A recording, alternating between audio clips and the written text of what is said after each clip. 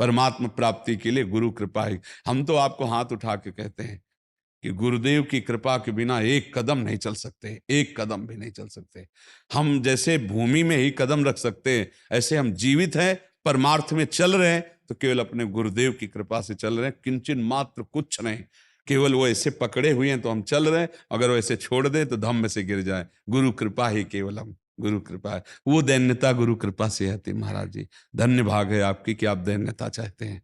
हाँ, परम कृपा है वैष्णव आचार्यों की। बस चुपचाप चलते रहिए, किसी की निंदा मत करना और किसी के दोष दर्शन मत करना, बस इसी से दैन्यता आ जाएगी।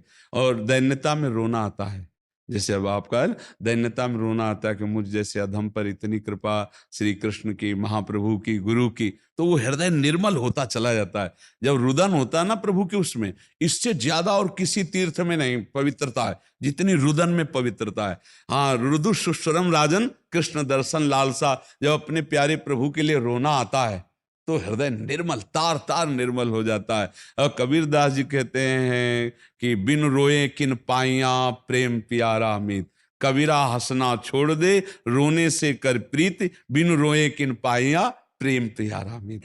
पर भगवान की तीन प्रकार की लीला है, एक है सृजन और एक है पालन और एक है संहार। और तीनों लीलाएं होंगी। जैसे सृजन जरूरी है, पालन जरूरी है, ऐसे विनाश भी जरूरी है। तो देखो, इस शरीर को कहा गया विनाशी और इस लोक को कहा गया मृत्यु लोक। तो भाई देखो, जो जन्मा है उसका शरीर छूटेगा, जो हमने कर्म किए उसके अनुसार हमें भोग मिलेंगे। अब हम भगवान से भजन के बल से, उनके प्रार्थना के बल से हमको क्षमा याचना करवा सकते हैं। तो अपने पुत्र के लिए, अपने कल्याण के लिए, अपने परिवार के कल्याण के लिए, समाज के मंगल के लिए भगवान का नाम जप करे, भगवान से प्रार्थना करे, दूसरों को सुख पहुंचावे, धर्म पूर्वक आचरण करे तो निश्चित मंगल होता है।